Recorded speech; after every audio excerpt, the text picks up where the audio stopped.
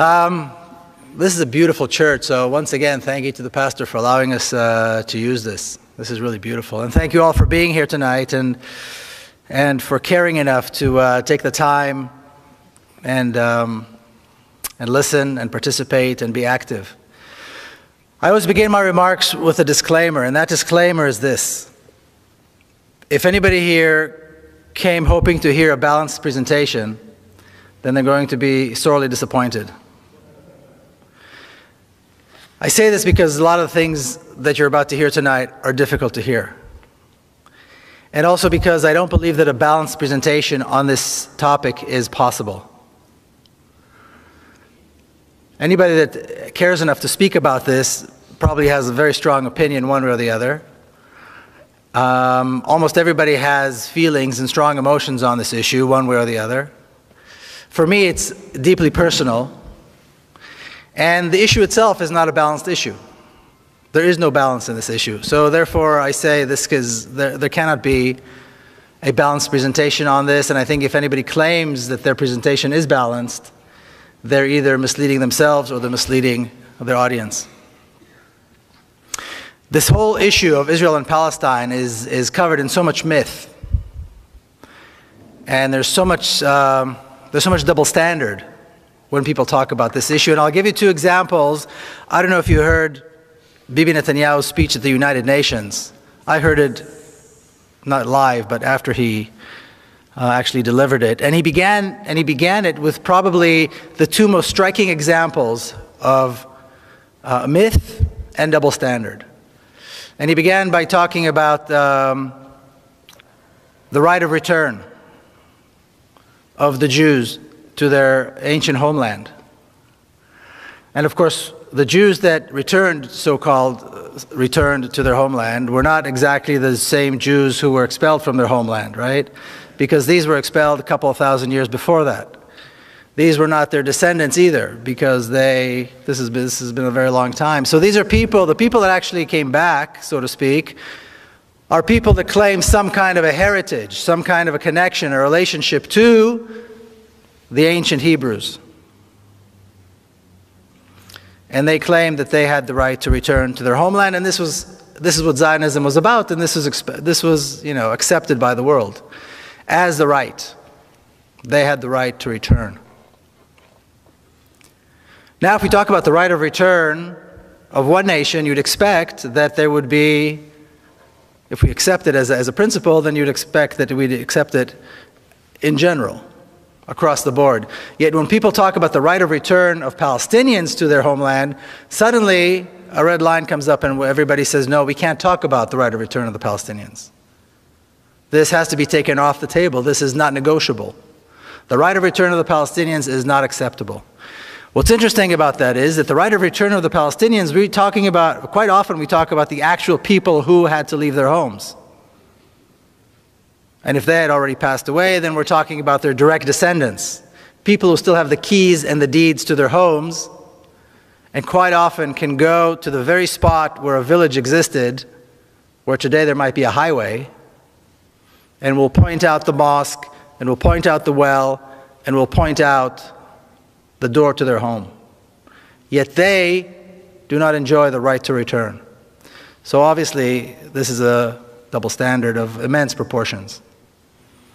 The other thing Bibi talked about right off as he started was about King David, who reigned some 3,000 years ago, and here we are today as his descendants.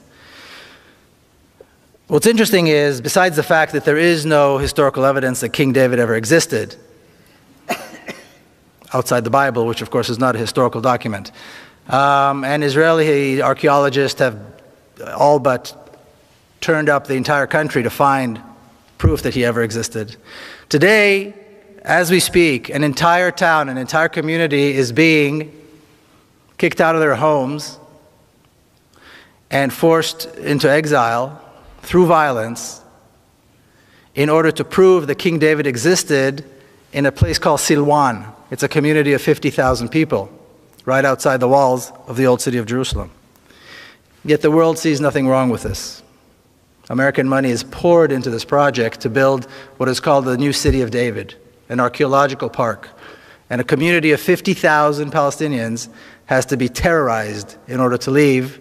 Their homes are being destroyed in order to make this point, this fictional, mythical connection between the ancient kingdom of King David and today's Israel. So these are just two examples. And it was interesting that Bibi Netanyahu decided to kick off his speech at the United Nations with these two things. But what I'd like to do today is just begin with a little bit of history. And if you go ahead, hit the first slide. Thank you. People talk about the fact that this conflict, the conflict in the Holy Land, the conflict between Israelis and Palestinians has been around for so long that it's really not something anybody can ever solve. It's been going on for thousands of years. People have been killing each other there forever. This is not true. And a good place to start, if we're going to talk about how this conflict began, a good place to start would be on the 29th of November, 1947. The day that the United Nations accepted the resolution to partition Palestine into a Jewish state and an Arab state. And this ridiculous map is what they came up with. Now, when you look at this map, before you even hear about the details, before we even touch on the details of this map, just by looking at it, it's unbelievable that anybody expected that this would work. And of course, this didn't even last one day. In 1947, there were two communities living parallel lives. We had the Jewish community that numbered about 500,000, maybe a little bit less than 500,000, that were expecting and hoping to become a state. And you had the Arab community, the Palestinian Arab community, of about 1.5 million people who were also in the process and had the expectation of becoming a state. Yet when the United Nations came up with this ridiculous plan, they chose to give the larger portion of the country to the smaller community, to the Jewish community, and the smaller portion of the land to the larger community. And then people said, and to this day you hear people say, see, the Arabs, the Palestinians, did not accept the partition plan, so all this is their fault. Is anybody mad enough to think that they would accept this? Would anybody in their place have accepted something like this? Obviously not. And obviously, like I said, this did not last even a single day. Because as soon as the resolution was accepted, the Zionist forces, what was called the Haganah, the Palmach, began a massive campaign of ethnic cleansing. Now, the story that we hear, the myth that we're told about 1947, and I heard it once again today, earlier today, at the Seattle Times, is that in 1947, after the United Nations finally recognized the right of the Jewish people to have their own state, the Arab armies attacked, intending to destroy this fledgling state, this young Jewish community.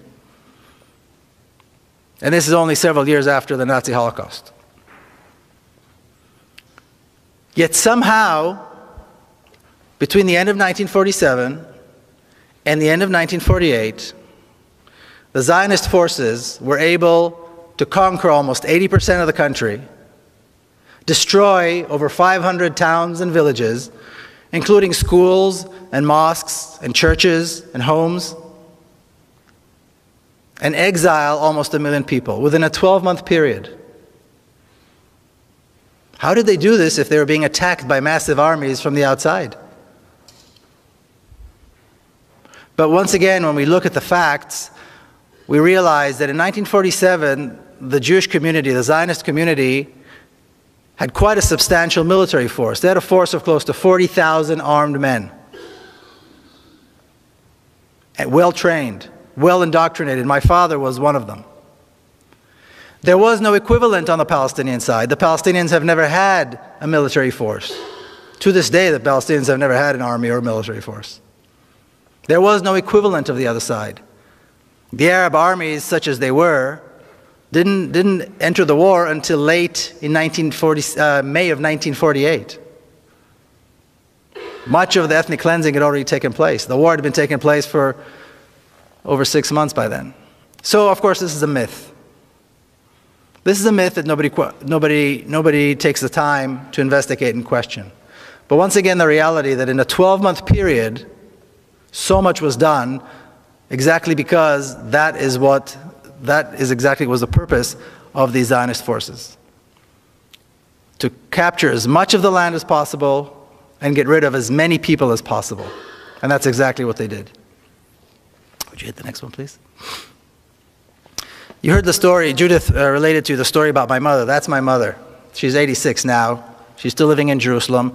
She was born and raised in Jerusalem. And she used to tell me how when she was young, she would walk around on a Saturday afternoon, and many of the beautiful neighborhoods in Jerusalem, and I'm talking about the New Jerusalem, the Jerusalem that was built outside the city walls. These were Palestinian communities with beautiful homes. And she would walk around and she would see the families on a Saturday afternoon sitting under or by the lemon tree and so on. And then in 1948, she was living still in Jerusalem. These communities were forced to leave. Their homes were given to Israeli families. And she was offered one of these homes, and like you heard, she refused. The thought of taking another family's home just did not sit well with her. And then she saw the looting, and she still, to this day, when she talks about it, you can see that she feels such a sense of shame. But what's interesting is that I remember hearing this story as a child many, many years ago and over a very long period of time. And it wasn't until I was actually working on the book and I spoke to her about this again that I realized why this story was bothering me all those years. Because the story was bothering me. There was something about it that was troubling. And only now I realized it was troubling because it contradicted the national narrative.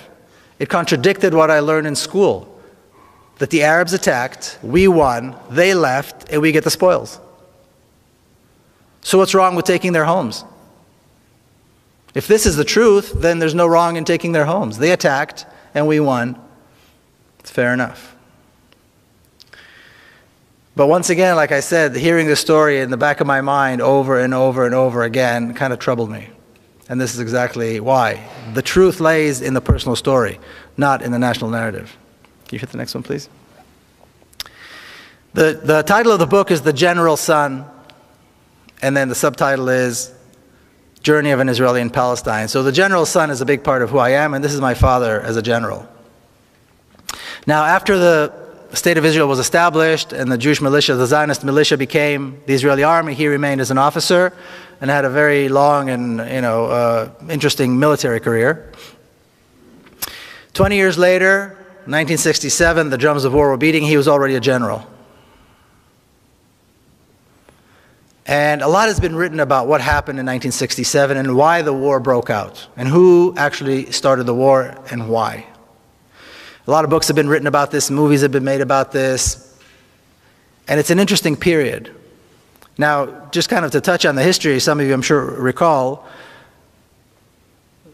the Egyptian President Nasser decided to kick out the UN peacekeeping forces that were in the Sinai Peninsula that divided Egypt from Israel. And he entered against the ceasefire agreement that existed between the countries. He entered Egyptian troops into the Sinai Peninsula. The generals saw this as a cause for war, as a legitimate cause for war. And they pushed for war. The Israeli cabinet, however, was not, they were hesitant. They were not so eager to start a war. And this tug of war began between these two groups. It was a very interesting difference between these two groups because the cabinet members were older. They were in their late 60s, early 70s, most of them. They were born in exile. They came with this whole baggage of exile, of pogroms. And this is only 25 years after the Holocaust. And they carried all this, and they were worried that a war might lead to another Holocaust. The generals, however, were in their early 40s. Almost all of them were born in Palestine. Almost all of them were members of the Zionist militia in 1948. And they were what I like to call the new Jew that the Zionists wanted to create. Full of testosterone and very assertive and willing and ready to fight. And they created the Israeli army. Well, they wanted to fight. They saw an opportunity to start another war. Now, the myth that we're told about this, or the story I should say that we're told about the 1967 war, is that once again Israel was attacked by 3 massive armies intending to destroy it. And once again, miraculously, somehow, we, the Israelis, prevailed. Because we're smarter and because we're better trained and we're more motivated, and as we heard now recently, we're somehow culturally superior as well, perhaps. Who knows? But all of these reasons, for all these reasons, we prevailed and we defeated the Arab armies. Once again, when I was working on the book, I decided to go into the Israeli army archives to learn about my father's career. Like I said, he had a very, very interesting military career. And I was interested particularly in reading the minutes of the meetings of the generals leading up to the 1967 war. Now, once again, a lot has been written about those meetings. So I wasn't expecting to find anything new, because I'd read everything that was out there. But as soon as I began reading, I saw something that I'd not seen anywhere else. My father says this, and several of the other generals say this, in their attempt to convince the cabinet to start the war. And that is that the Egyptian army is not prepared for war, and therefore we must attack now. In fact, they said the Egyptian army needs at least 1.5 to 2 years before it will be prepared for war. So we have a tremendous opportunity now to once again, this will be the 3rd time, to destroy the Egyptian army.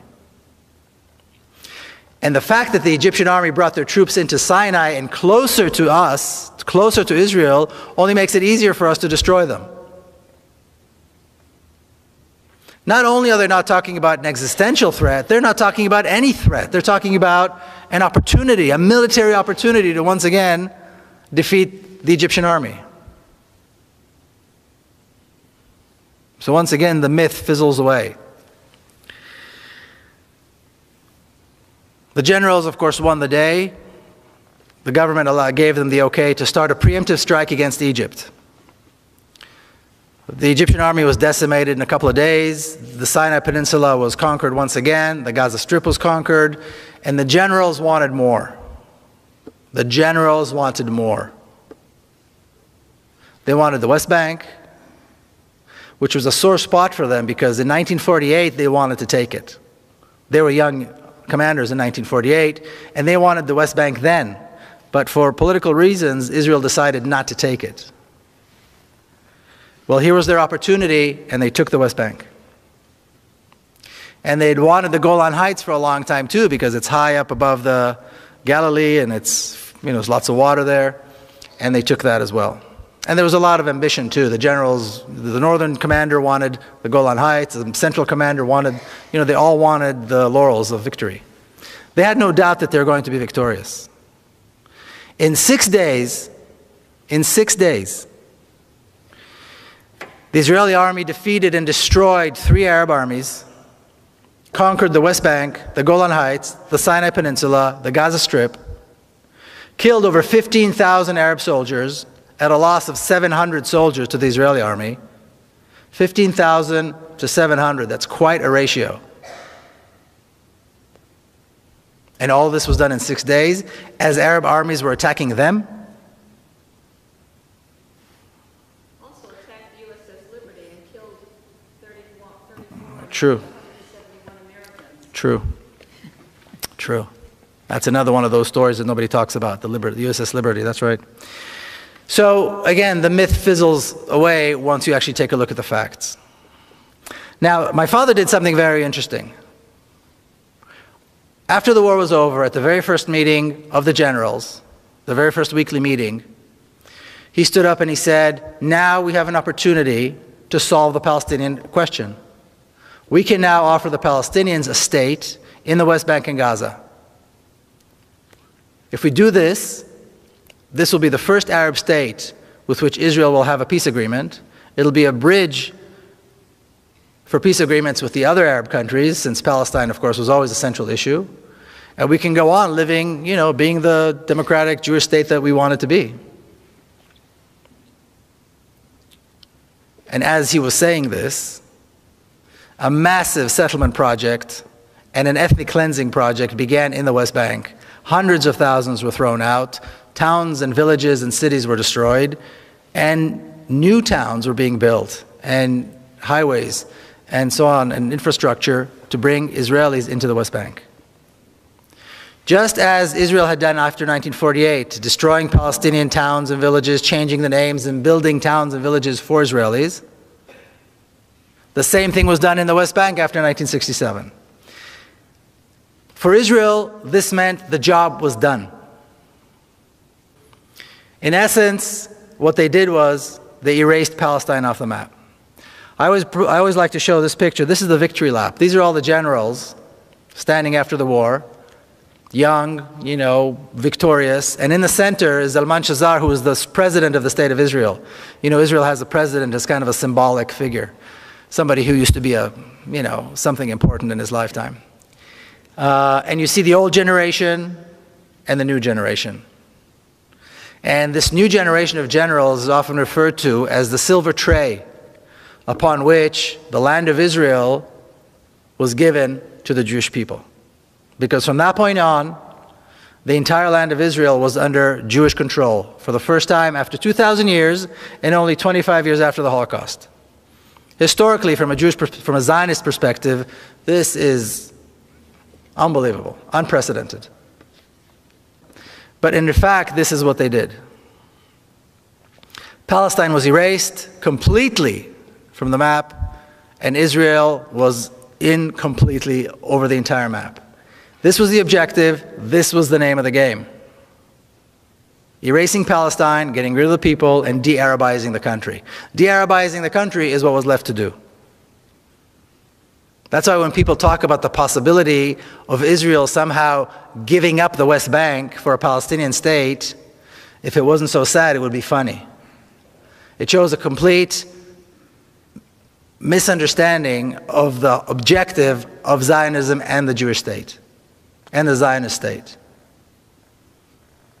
Because conquering the land was the first objective, getting rid of the people, and then de-Arabizing. And when I say de-Arabizing the country, this country has a 1,500-year-old history of Arab and Muslim rule.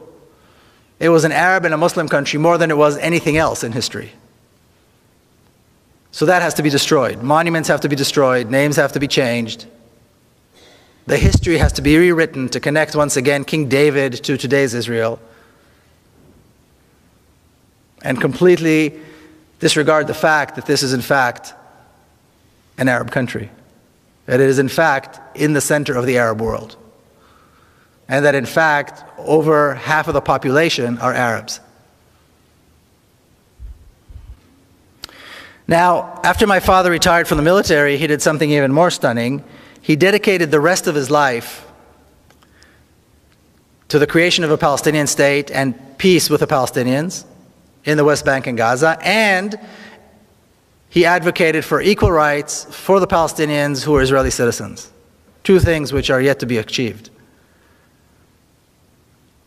Now, in the mid-1970s, the Palestinian leadership, the PLO, started contacting my father and others, or Avneri and others, people who were like that, in order to begin a dialogue. And that is really when the notion of the two-state solution was put together. These were Yasser Arafat's top people, his advisors and his ambassadors and so on. In this picture is my father with Dr. Issam Sartawi, who was the Palestinian ambassador, the PLO ambassador to Paris. He was later killed in 1983. And this dialogue went on between official representatives of the PLO, and on the Israeli side, these were renegades. These are people who used to hold, high office of one kind or another, and they were Zionist Israelis. But the Israeli government refused to take part in any of this. Only in 1993 did the Israeli government agree to finally begin negotiating with the Palestinians. What happened? What changed? Well, what changed was they accomplished their mission of making the conquest of the West Bank irreversible. By 1993, the Israeli government knew for certain that a Palestinian state could not be established in the West Bank. The settlements were there, billions were invested. The entire Jordan River Valley was settled with villages and kibbutzim and things like that. There were major cities already built in the West Bank. Entire East Jerusalem was taken over by Israel. There was no place anymore for a Palestinian state to be established. And that is when Israel said, okay, we will begin negotiations.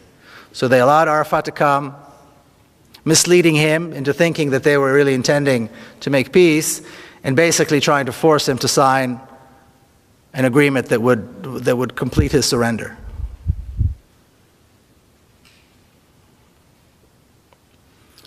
But once again, when we hear people still talking about the notion that somehow there could be an Israeli government that would give up the West Bank for a Palestinian state, like I said, if it wasn't so sad and tragic, it would be funny. Because as we look at the 65-year history of the State of Israel, it is absolutely clear that this can never happen. Now, later on in the year 2000, I'm sure you recall, President Clinton invited Barak and Arafat to Camp David to somehow solidify a peace agreement. Or so he said. What they tried to do is force Arafat once again to surrender, which he would not do. So they came out of Camp David, and President Clinton said, Arafat gave some, Barak gave more. In other words, this is Arafat's fault. And from that moment on, for the last 4 years of his life, he was vilified, and eventually Arafat died with Israeli tanks surrounding his office under siege. But the myth that we're always told is that the Palestinians are not willing to make concessions. And that is the problem. I think Mitt Romney just alluded to this as well in that little secret tape that was recorded. The problem is the Palestinians. They just don't want peace. Yasser Arafat was willing to give up almost 80% of his homeland and the right of the Palestinian refugees to return to their homeland and be compensated, all for the sake of peace. What he wouldn't do is he wouldn't go beyond, he wouldn't go, less than 20%. He wouldn't give up the West Bank and the Gaza. That he couldn't do. They want him to give up even more. They want him to sign a surrender agreement, and he wouldn't. It's not the Palestinians that aren't willing to make concessions. It's Israel that's incapable of making concessions, because concessions on the land are impossible from a Zionist perspective. The whole name of the game is taking the land and making it ours. And this is exactly the process that took place. Please. Now, once again, like I said, the book goes in and out of my own personal family history and the history of the State of Israel and how the two are related. This is a picture of my niece, Madar. And on September the 4th, 1997, she was killed. 2 young Palestinians blew themselves up in Jerusalem, took their own lives, and the lives of several Israelis, including her. She was 13 years old. So when a 13-year-old little girl that you know and love gets killed like this, you don't really know what to do. You don't know what to think, you don't know what to feel, you don't know how you're going to get back to life after that. Now, she was a granddaughter of a famous general, so this was big news. On top of that, she was also the granddaughter of Mr. Peace with Palestine. And now look what they did to him. Look what they did to his granddaughter. My father had already passed away by then. So this was big news. And when I landed, when I arrived in Jerusalem, my sister's house, on the ground, I saw the morning paper, and on the front page it already said the granddaughter of General Peled was killed by Palestinians. And my sister's apartment was packed with mourners, of course, people who came to express their sorrow, but also reporters, endless stream of reporters. And after the funeral, she came out to greet and see everybody. She said 2 things that put me on a path, and I think it put her on a path, and many of us kind of helped us to wrap our heads around this unspeakable tragedy. The first thing she was asked, of course, is about revenge and retaliation. And the comment that she made was, no real mother would want this to happen to another mother. Don't talk to me about revenge. Motherhood is a uniting force. It cuts through religion. It cuts through any differences that might exist between us. And if she's anything above all, she is a mother. She's got 3 other boys, wonderful boys.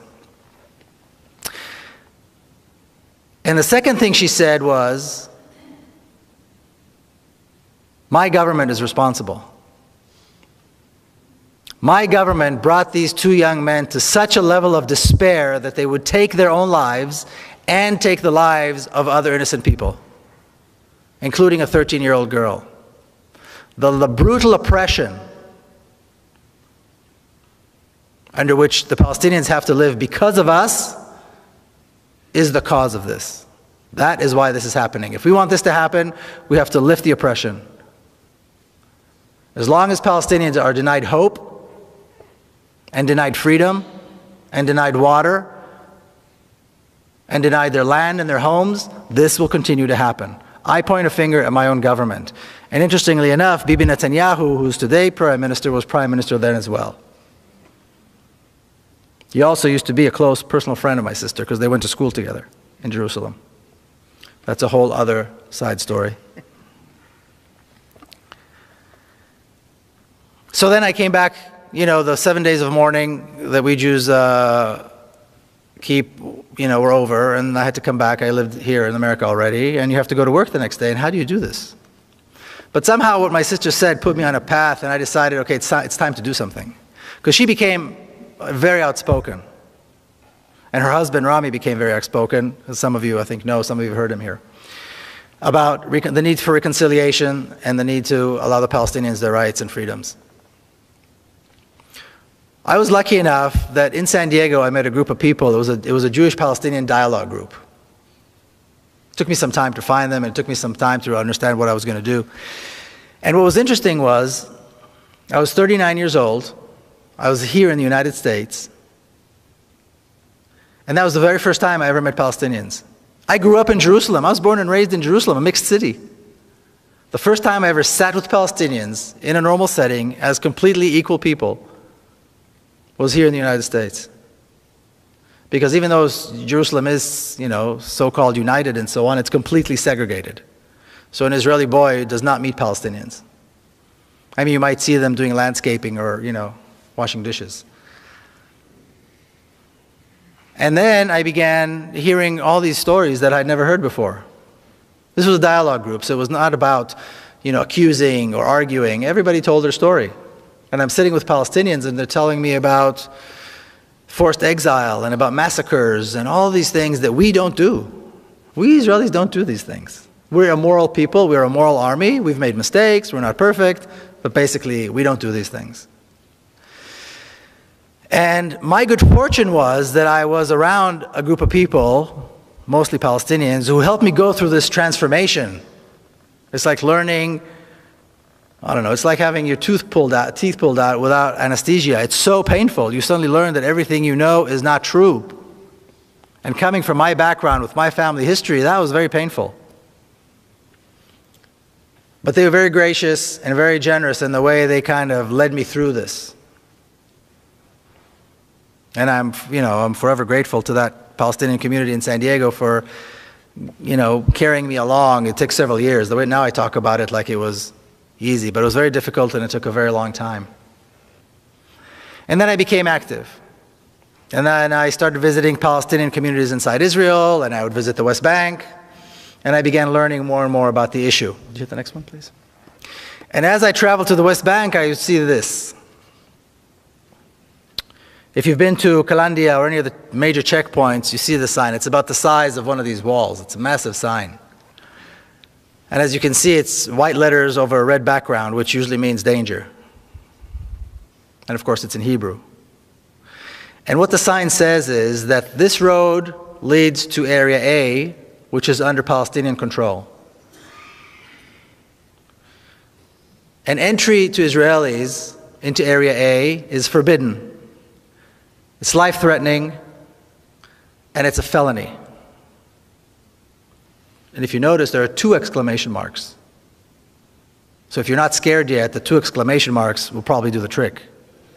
Now you'll also notice that unless you can read Hebrew, this is irrelevant. It's only true if you can read Hebrew. Now, if you see a sign like that, and you have any sense at all, you turn around and go home. Who in his right mind would see a sign that says danger, firing zone, and walk right into it? My good fortune was that I don't have that kind of sense, and that I have many friends who don't have that kind of sense, and we went right through. And I've been going right through these checkpoints and right through that sign every single time I go visit my friends on the other side of the wall. And what's interesting is I always see the same thing. From the very first time all the way to today, it's been several years, every time I cross that wall, every time I cross the sign, I see the exact same thing. I see traffic jams. I see children going to school, which is probably the most common sight in Palestinian areas, is children coming and going to school. I see people going to work. I see shops. I've yet to see the Palestinians that want to kill me. I've yet to see the Palestinians ready with machine guns and tanks and F-16s ready to bomb me because I'm an Israeli. I've yet to see that. And I know that many other Israelis who do this haven't seen it either. And with time, I began to realize that this sign has nothing to do with security. The wall has nothing to do with security. The massive armed Israeli forces along the road have nothing to do with security. The terrorizing and harassment that Palestinian Israelis go through when they go through Tel Aviv airport, the humiliating process that they have to go through, they have to endure every time they decide to leave and go overseas, has nothing to do with security. It has everything to do with racism, with hatred, and with a deep desire to keep us apart, to keep me privileged and them with no rights. That's the name of the game. That's what it's all about. And that's the purpose of the sign. Can you hit the next one, please? Can you read that? Can somebody read that for me?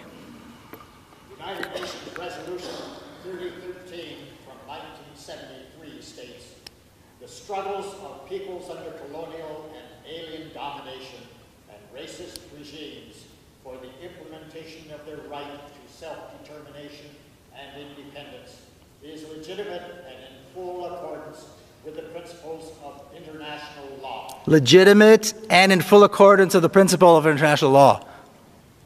This describes the Palestinian struggle. Because that is exactly what Israel is. Now in this picture I stand with my friend Jamal, who sat in Israeli prison for many, many years. In fact, he was given a life sentence, but he was exchanged in one of the prisoner exchanges between Israel and the PLO. And the reason he was given a life sentence is because he killed a soldier. He and three others saw two young Israeli soldiers guarding a bank in Ramallah, of all things. And soldiers are usually fully armed, of course. And they approached them and they stabbed them to death with a knife. And for that they were later on, beaten, tortured, and arrested and given life sentences. But when I see the picture of the two of us standing side by side, I have to wonder, which one of us is really the terrorist? Because according to this, it's certainly not him. I, on the other hand, served in the Israeli army, an army of occupation, an army of oppression, an army whose sole purpose is to make sure that he does not have a state, he does not have rights, and he dare not resist. So yes, my army has uniforms and commanders and generals, but which one of us is really the terrorist? And finally, and this is also how the book ends, what do? I mean, how do two nations share a state? How do they share a country? Well, there are lots of examples. Look at Switzerland. Look at Belgium. These are multinational states. The Swiss are Swiss, the Belgians are Belgians, regardless of what, actual nationality they are beyond that. So there are plenty of examples of states that have multinational nations within them.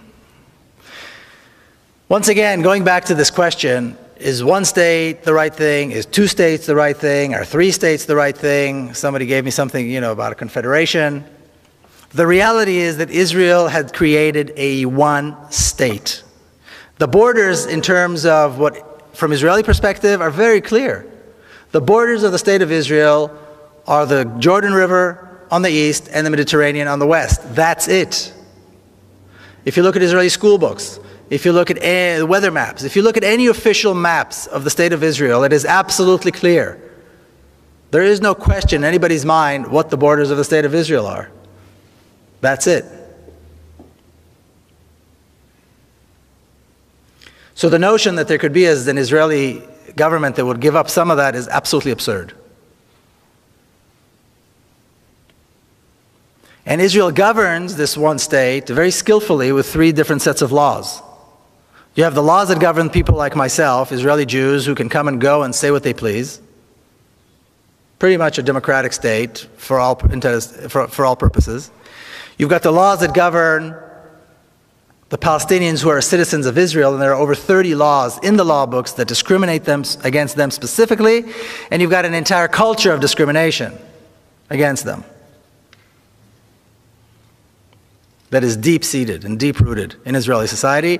And then you've got the laws that govern the Palestinians in the West Bank and Gaza, and this is really at the pleasure of the Israeli army. If they want to destroy, they destroy. If they want to arrest and beat, they arrest and beat. If they want to torture, they torture. If they want to kill, they kill. And Palestinians have no recourse. This is the reality. There's an education system, the Zionist education system, like Judith alluded, my sister just wrote a book about it. She's an educator, that teaches racism in a very subtle way. There's a bureaucracy, an entire bureaucracy, that is dedicated to making life impossible for Palestinians through all kinds of restrictions and permits and requirements that are absolutely uncalled for and unnecessary, but are all given and provided under the guise of security. And then you've got the Israeli army, which I like to refer to as one of the best trained, best equipped, best fed terrorist organizations in the world. And yes, they have generals and they have nice uniforms, but their entire purpose is terrorism. And just as one example, I'll give you one example. Almost exactly 4 years ago, as Israel began its attack on Gaza, September the 27th, 2008, at 11:25 in the morning, what I refer to as the most shameful day in the Jewish history, the most shameful day in the history of the Jewish people. Israel began carpet bombing Gaza, and on the first day of what was to be a 21-day attack, they dropped 100 tons of bombs. Okay, a 1-ton bomb will decimate an entire city block. Gaza is one of the most densely populated places in the world.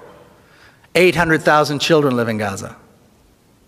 11:25 is exactly the time when the morning school shift and the afternoon school shift change. So all the kids are in the streets. All the children are on the streets. That was the moment decided by the decision makers in Israel to begin the attack. This was the first day of a 21-day slaughter that had absolutely no justification. If that's not terrorism, I don't know what is. And this is how the state of Israel manages to control the different populations and somehow still keep up this very sweet, liberal kind of face to everything. But we still have to figure out how we go from here. Well, let's look at what happened in South Africa. They got rid of apartheid. That is the example. What did they do in America? They got rid of the racist laws that existed in the South. Did the whites in South Africa want this, like this? Absolutely not. Did the whites in the southern states in America, here in the United States, want this or like this? No. It was not done by consensus. But Zionism, just like racism, has to go. The Zionist state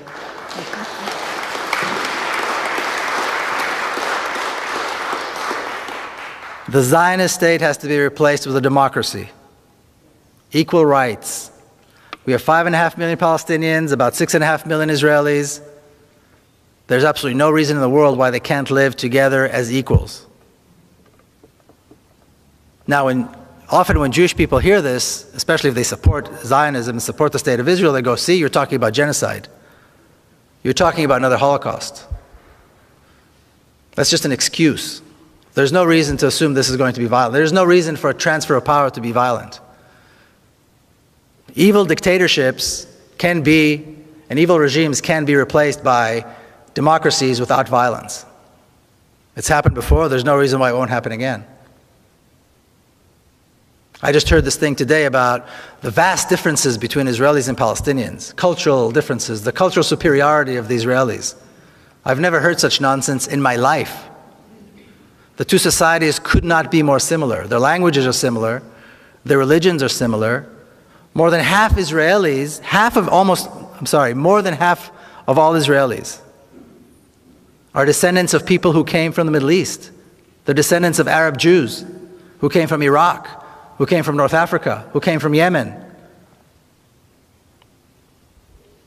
Arab culture is part of who they are. When Baghdad was being bombed, you had old Arab Jews from Baghdad in Israel crying that their city is being bombed. There are no differences. And the likelihood of both populations seeing their common cause and seeing their common goals as outweighing any differences that might exist between them is far greater than anything else. And then young Palestinians and young Israelis can grow up and have a future and live in a real democracy and do great things because this is a beautiful country. And it's got a lot of possibilities. So the name of the game has to be democracy and equal rights, not anything else. All right, thank you all very much. The first one was, is the sale and purchase of land a viable function, and does it follow the rule of law? I'm assuming that means for Palestinians. And then, does Israel use the right of eminent domain, or is the land seized with no legal process? How strong is the opposition within Israel to what appears to be an impending attack on Iran by Israel? That's 3 questions, okay? Let's do one more. One more, okay. Is Bibi really serious about attacking Iran, or is this a sideshow in order to avoid dealing with the Palestinians? Okay. I'm saying I'm no legal expert, so I don't really know about this eminent domain and sale of land and so on. So I'm not sure how to. I will say this, and I don't know if it answers the question or not, but in Israel, the land is all owned by the state. So in essence, there's no private property. When you buy land, you're actually leasing it from the state. So, and every 49 years, you have to lease it again for either 49 years or 99 years. That's kind of how that works. So what they try to do, like after 1948, they passed a law that meant that all of the absentee property is the property of the people who were thrown out and then left as absentees, they're absent somehow. The law passed that made it permissible for the state to take over the land. Then they passed another law that made it illegal for the Palestinian refugees to return and claim their land. So that's how that works. I don't know if that answers the question, but like I said, I'm no legal scholar. Is there opposition in Israel to an attack? You know, and is Bibi serious about the attack? The whole Iran issue, in my opinion anyway, is a smokescreen. It was designed very cleverly, and it's used very cleverly by Netanyahu and his government to shift everybody's attention from Palestine to some other fictional threat. And it's been very successful. I mean, the United Nations General Assembly, nobody talked about Palestine. You know, everything was about Iran, the threat on Iran, attack Iran, the bomb Iran, don't bomb Iran. Thousands of political prisoners in violation of international law sit in Israeli prisons. Palestinian children get less water than Israeli children Palestinians are kicked off their homes and their land is being taken and their towns are being destroyed every single day.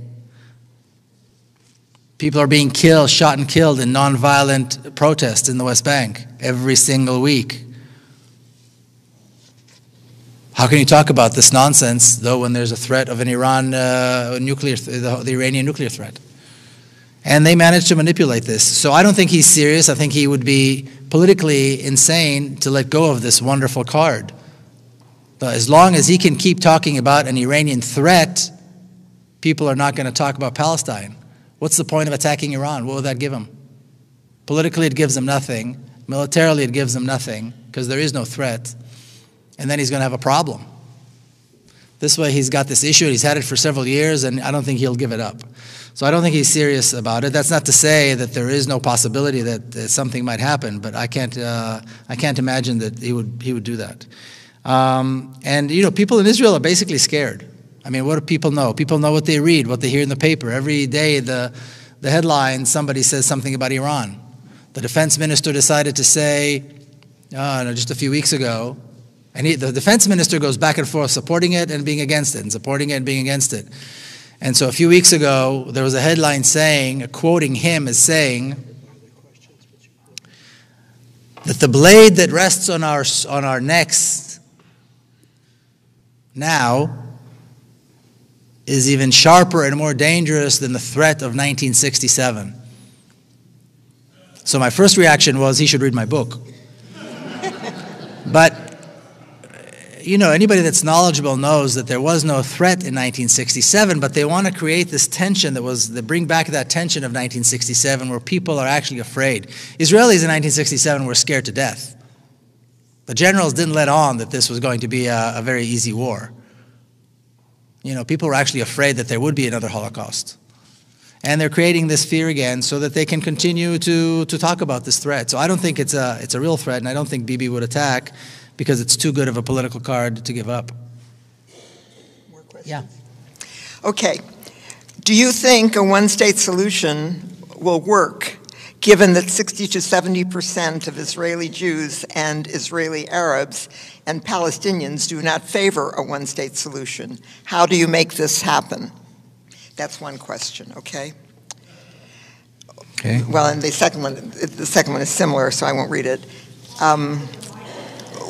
Where did this land-grabbing, this is a biggie, racist Zionist philosophy come from? And where did the suicide bomber phenomenon come from? And Whoa, let me write this down. and how could you live your whole life in Israel, serve in the military, and not see what you now see? Oh, easy. Okay. Is that three good ones? Yeah, that's good. Okay. Yeah. Well, I don't know that such a large number of Palestinians don't want this two-state solution. I talk to a lot of Palestinians, and I haven't done any statistics, but a lot of Palestinians that I talk to realize and see no problem with it. So I don't think there's going to be that big of an opposition on the Palestinian side to this at all. There will be opposition, of course, on the Israeli side, because when you're privileged, you don't want to give up your privileges. You know, we, the Israeli Jews, are privileged in this society.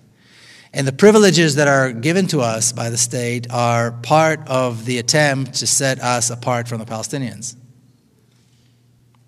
So if I break the law in Hebron, and a Palestinian breaks the exact same law in the exact same spot, the laws that govern the state of Israel, which are, regular, conventional law, applies to me. Israeli military law applies to the Palestinian.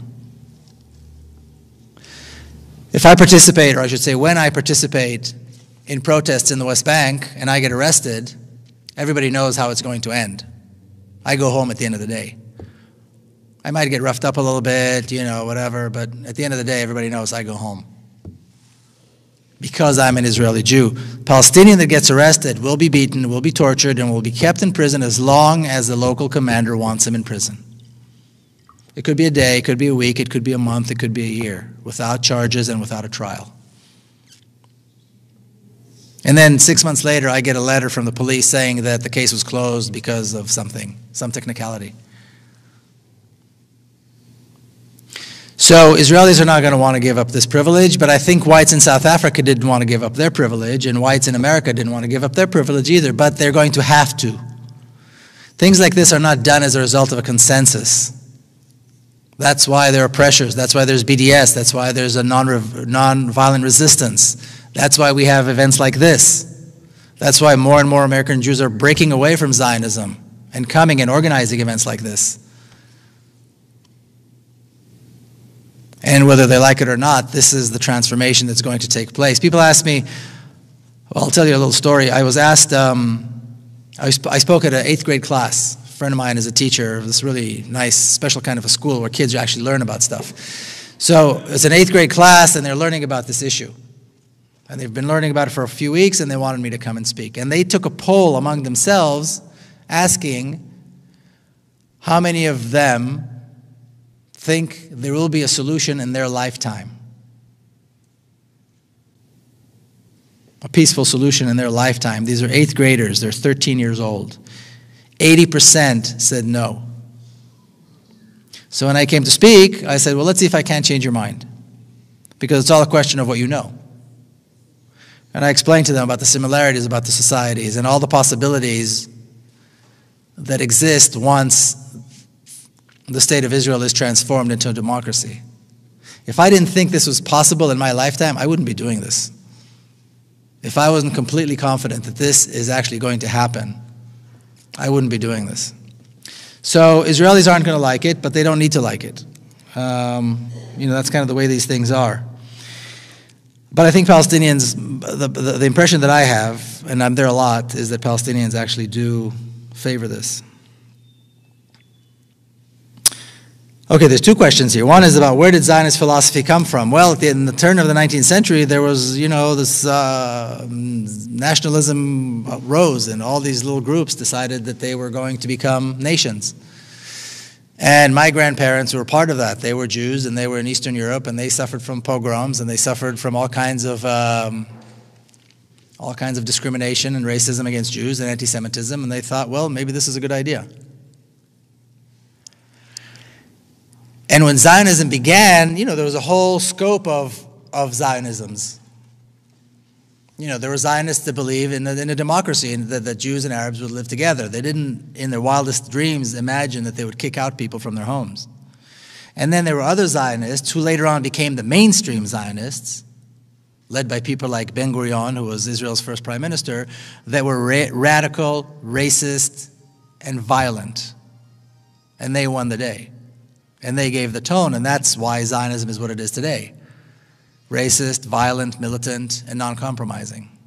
But that tone was given by Ben-Gurion and people around him. So that's where that came from.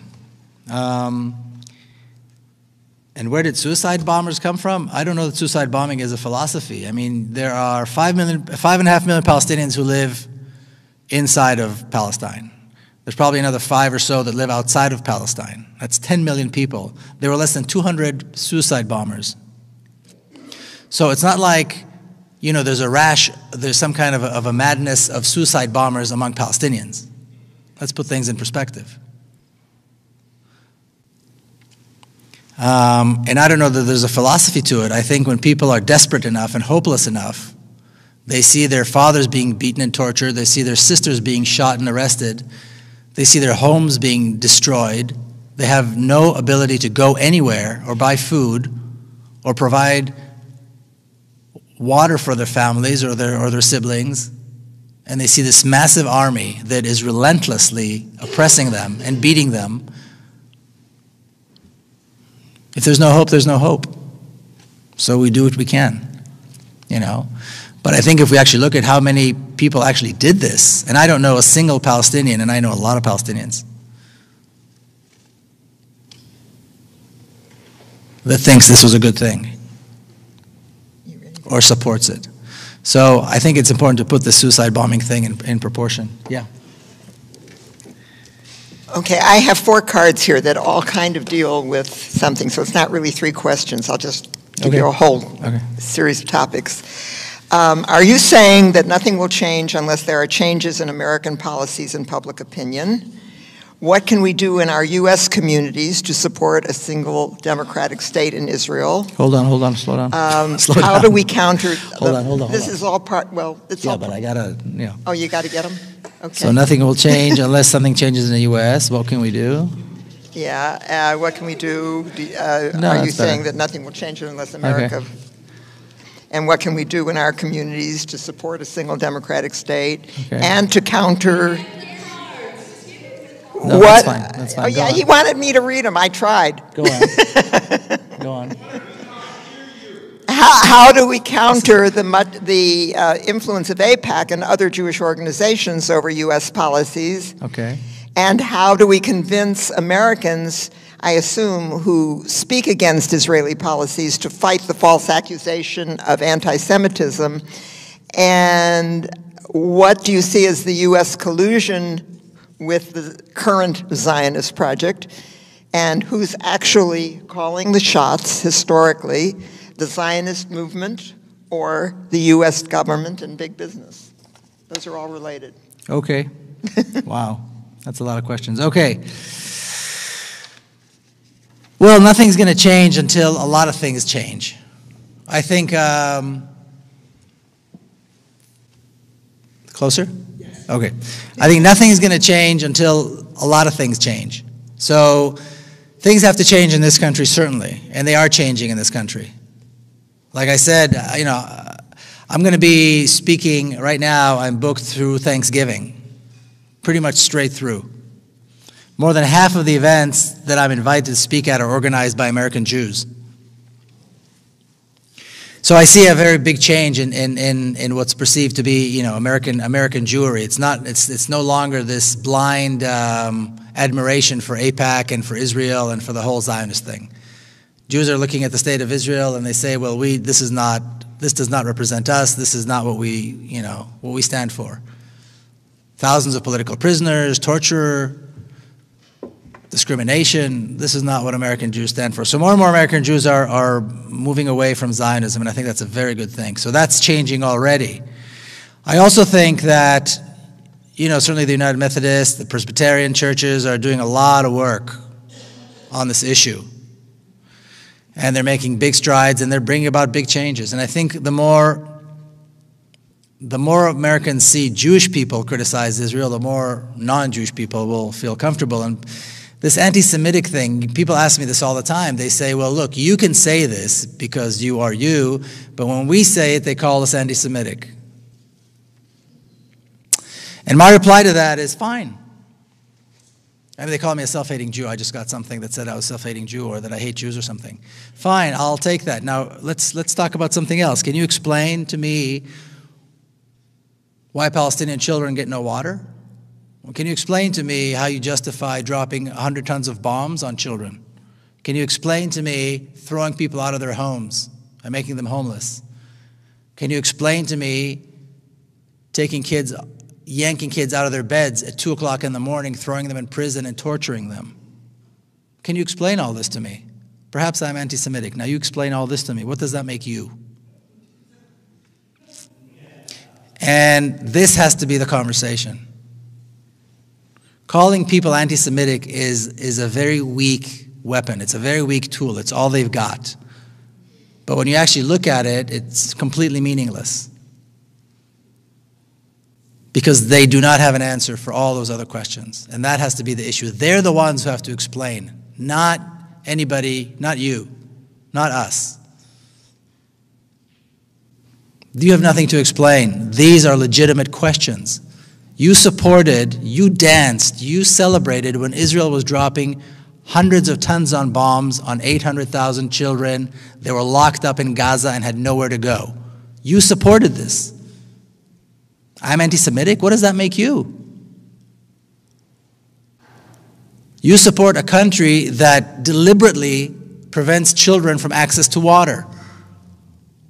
Not to mention food and medicine and education and a home and freedom. You support that. What does that make you? How can you support this? This has to be the conversation. And I'm not suggesting it's an easy thing to do, but I am suggesting that this is how you counter AIPAC. And that's what you do here in the U.S. Because these are the conversations that these are the best excuses, these are the best thing AIPAC can come up with. They're talking about transforming Israel as anti-Semitism and it's calling for genocide. Who's talking about genocide? I haven't heard anybody suggest genocide. Of all the people that I've heard, and I've heard a lot of people talk about this transition, changing Israel from a Zionist state to a democracy. I've heard many people talk about, Ilan Pappé who talks about it, many people talk about this. None of them, not a single one of them, would support a violent transition. Not one would support violence. And violence is not needed. So that's how you combat AIPAC, and that's how you counter AIPAC, and that's how you convince Americans not to be afraid. Like I said, I'm not suggesting it's easy. When somebody comes back with his anti-Semitism thing, then people, pull back and they're afraid. And I can understand that. It's very hurtful. At the same time, there's a bigger issue here. So this may hurt our feelings for 5 seconds, but, let's continue the conversation. And that's what has to happen, and that's how you take over this AIPAC nonsense. The collision with Zionism is inevitable. Was it collision or collusion? Huh? Oh, collusion, I'm sorry. Well, I think it's temporary. It's temporary. I mean, America does, politicians in America do what they have to do in order to get elected. Being pro-Zionist is part of what you have to do in America if you want a political career. Either you're the president or a council member of, my city, Coronado. I mean, they're not even, it's kind of a part-time job. That's the name of the game. That's the price of doing business. So I think the president cares more about health care than about Israel. So he's going to give money to Israel so they shut up and he can pass health care reform. This is how it is. This is politics in America. And that's why a second Obama term is not going to make any change. It's not going to be different on this issue. Because he doesn't care enough and because, why bother? He's got nothing to gain. But it's going to start from the bottom. And once there's a lot going on, it's like I said to somebody earlier, it's like Vietnam. When American people decided enough is enough, Congress said enough, and the president said enough, and that was it. And Americans were out of Vietnam. But it takes that kind of a movement. And right now, it's true that on this issue, Israel calls the shots. Right now, when Israel says jump, the American politicians say how high. And then they move on to the next thing. But that's the price of doing business here in America if you want to be a politician. Is that it? I have one more question. How has your book been received in Israel? It hasn't been received in Israel. I don't think anybody in Israel read it. I've had several speaking events and I've had a couple of book launches, but they were all on the other side. One was in East Jerusalem, one was in Ramallah, and so on. And so Israel ignores this completely, and that may change, I don't know. But I haven't had any response one way or the other from anybody in Israel about the book. That's it? Yeah, that is it for questions. It is not it for signing books. Oh, okay, no. Yes, we need to give this man an incredible amount of applause.